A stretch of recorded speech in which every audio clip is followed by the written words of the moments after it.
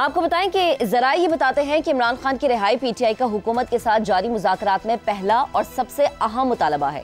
ایک حکومتی کمیٹی کے رکن نے تصدیق کی ہے کہ پی ٹی آئی دونوں مذاکراتی ادوار میں عمران خان کی رہائی پر زور دیتی رہی۔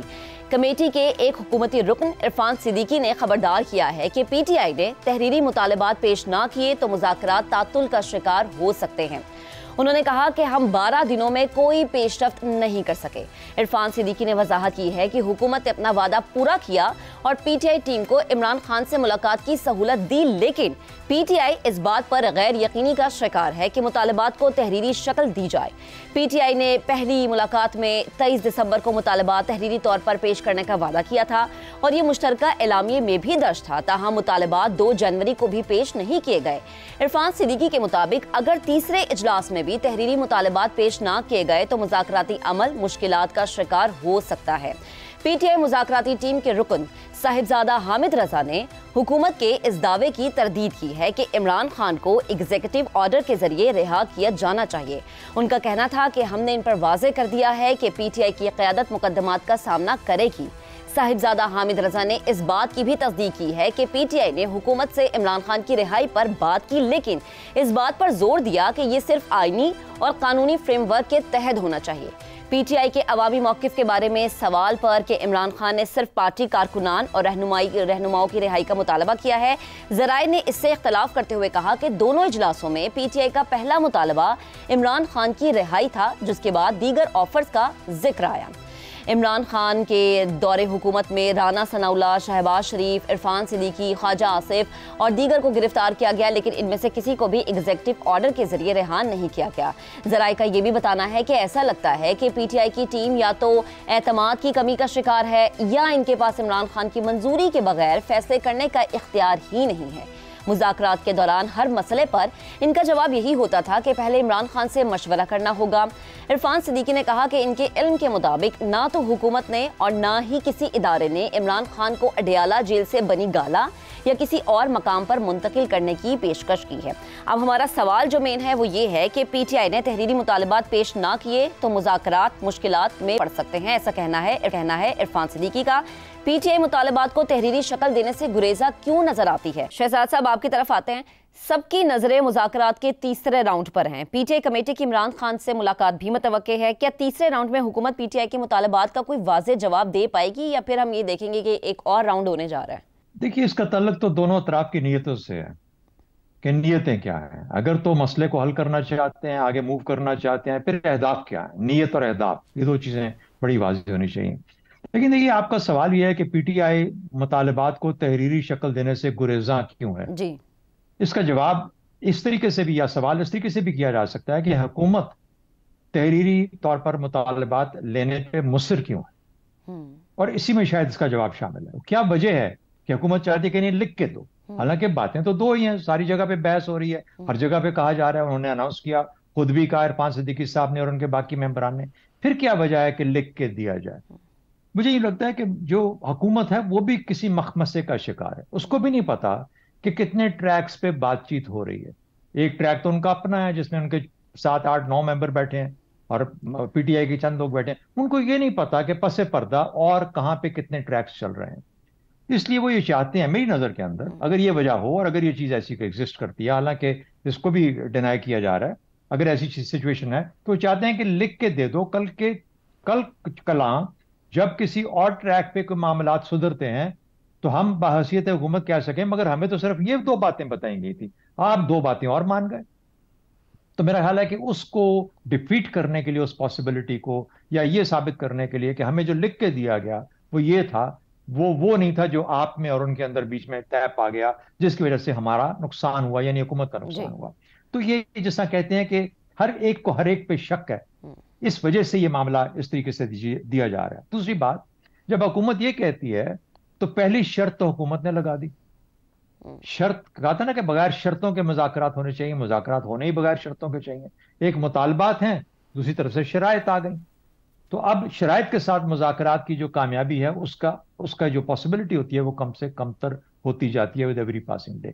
تو میرا خیال ہے کہ نیتیں، اور پھر اس کے بعد یہ بھی نہیں پتا مخمسہ، پھر اس کے بعد یہ بھی نہیں پتا کہ کہاں پہ کیا ہو رہا ہے، کہاں پہ باتیں سدھرنا شروع ہو جائیں، تو اس وجہ سے حکومت پھنسی بیٹھی ہے اور چاہتی ہے کہ کہیں ہمیں لکھ کے دے دو تاکہ ہم کل کو کس کل کلاں دکھا سکیں. پھر ایک اور بھی بات ہے، جی جب نواز شریف صاحب 2002 میں غالباً یا 2000 میں جب وہ جیل میں تھے یا جیل سے جب گئے مشرف صاحب کے زمانے میں، تو انہوں نے ایک معاہدہ کیا، تحریری معاہدہ، یا حکومت وقتی حکومت کے ساتھ، جس کے بعد ان کو جلا وطن ہونے کی اجازت دی گئی. وہ تحریری معاہدہ جب وہ واپس آئے اور اس دوران میں بھی ہر مرتبہ میڈیا کی زینت بنا رہا، تو شاید آنے والے دنوں میں اسی قسم کا ایک این آر او کی تہمت یا این آر او کی خبر یا این آر او کی ایک اور قسم کا شکل وہ سامنے اس تحریری معاہدے کے طور پہ ایک یہ چیزیں ہم سے مانگی گئیں، یہ دیکھیے یہ لیڈر ہے جو کہ کہتا تھا میں جیل سے نکلنا نہیں چاہتا وغیرہ وغیرہ. تو یہ اس لیے یہ تمام دونوں سائڈز کے اوپر یہ ابہام اور یہ سوالات ایگزسٹ کرتے ہیں، جس کی وجہ سے ہمیں یہ نظر آتا ہے کہ اس وقت دونوں اطراف تھوڑی. پھر اس کے بعد ایک مقدمے کا ذکر ہے، جی جی جو کہ مقدمے کا فیصلہ ہونا ہے. آج پھر تیسری مرتبہ اس کو پٹ آف کیا گیا. جی جی تو وہ کب اور کہاں اور کس شکل میں ہوتا ہے؟ کیا آج تحریری مطالبہ دے دیا جائے، اس کے بعد اس کی سزا اناؤنس ہو، وہ سزا جب اناؤنس ہوتی ہے تو کیا اس کو کسی طریقے سے ان مطالبات کا حصہ بنایا جا سکتا ہے؟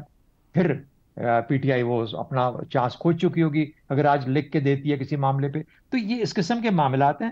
مجھے یوں لگتا ہے کہ ان حالات کے اندر کسی بھی بات چیت کا فائدہ مند ہونا یا کسی نتیجے پہ پہنچنا مشکل لگتا ہے، اس لیے کیونکہ بہت شروع میں ہی بہت زیادہ مشکلات کھڑی ہوتی جا رہی ہیں. اور وجہ اس کی یہ ہے کہ پاکستان کے جو بنیادی اس وقت جو مختلف ادارے سمجھ لیجئے یا یہ جو اسٹیٹ کے حصے ہیں، کسی کو کسی پہ یقین نہیں رہ گیا. یہ بہت بدقسمتی کی بات ہے کہ ہم آج اس موڑ پہ کھڑے ہیں کہ بحیثیت قوم آج ہم یہ دن دیکھ رہے ہیں. صحیح، ٹھیک ہے. یعنی ٹرسٹ لیول کا بلٹ اپ ہونا بڑا ضروری ہے.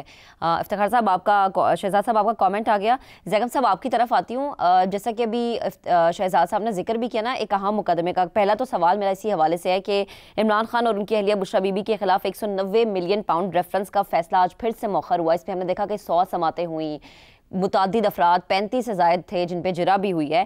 مذاکرات ہم اسے کہیں، انتظامی معاملات کہیں، یا خالصتاً عدالتی معاملہ ہم اسے کہیں، آپ کو لگتا ہے کہ جو یہ مذاکرات ہو رہے ہیں اس پہ کہیں نہ کہیں امپیکٹ پڑتا ہوا نظر آئے گا؟ جی امپیکٹ تو پڑ سکتا ہے اور پڑے گا اگر یہ مذاکرات آگے کی طرف جاتے ہیں، کیونکہ ظاہر ہے یہ سب مقدمات ان کا ایک سیاسی ڈائمنشن موجود ہے.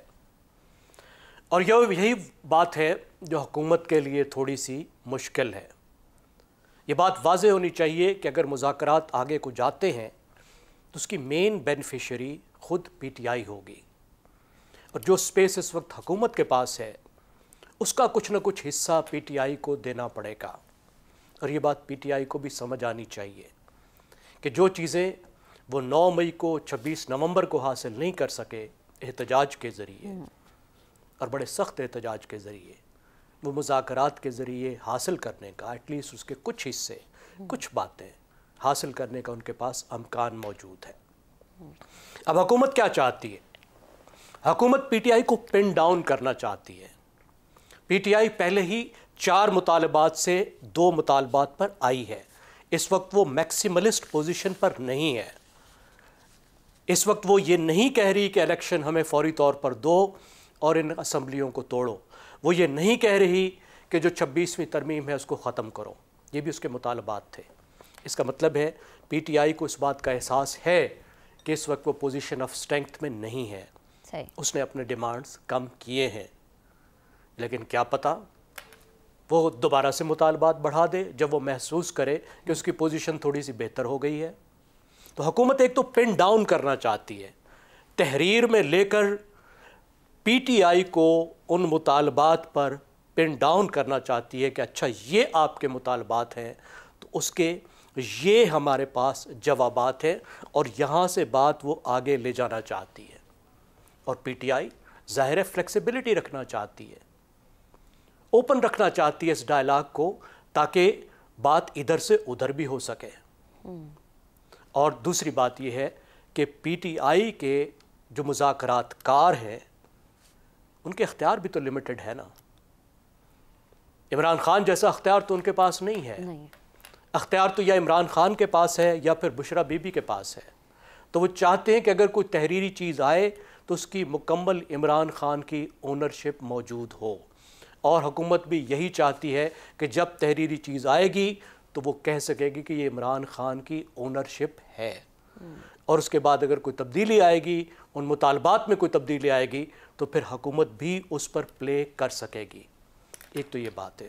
دوسرا آپ یہ ذہن میں رکھیے کہ اس وقت صورتحال میں کچھ تبدیلی آئی ہے، کچھ تلخی آئی ہے، اور وہ تلخی اس وجہ سے آئی ہے کہ ان مذاکرات کے لیے ہی، ان مذاکرات کے حالات کو بہتر کرنے کے لیے ہی 19 نوجوانوں کو، جو پی ٹی آئی کے ورکرز تھے، جو 9 مئی کے جھگڑوں میں ملوث تھے، ظاہر ہے کو بڑے واقعات میں ملوث نہیں تھے لیکن وہ تھے، ان کو رہا کیا گیا۔ اس کے بعد پی ٹی آئی نے جس طرح کا اس پہ جشن منایا اور جس طریقے سے اس سے پوائنٹ سکورنگ کی، ایک تو اس سے تلخی آئی ہے۔ دوسری بات، جو پی ٹی آئی اس وقت یہ نیریٹو بنا رہی ہے کہ حکومت ہاتھ جوڑ کر قیدی سے این آر او مانگ رہی ہے۔ اب حکومت کہتی ہے اگر تم مطالبات دو تو پھر اس کا کیا مطلب ہوگا، این آر او کون مانگ رہا ہے؟ بنیادی مطالبہ تو ایک ہی ہے، اور بنیادی مطالبہ یہ ہے کہ عمران خان کو رہائی دی جائے۔ کسی نہ کسی الفاظ میں تو یہ بات لکھنی پڑے گی، اور جب وہ یہ بات لکھیں گے اور لکھ کر دیں گے جس میں یہ بات موجود ہوگی کہ عمران خان کو رہا کیا جائے کسی نہ کسی طریقے سے، تو حکومت کہے گی لو جی این آر او تو یہ مانگ رہے ہیں۔ اب اس سے یہ ظاہر ہوتا ہے کہ اس وقت تک وہ ٹرسٹ بلڈ نہیں ہوا دونوں پارٹیوں میں، جو ٹرسٹ بنیاد ہوتا ہے ایک اچھے ڈائلاگ کا۔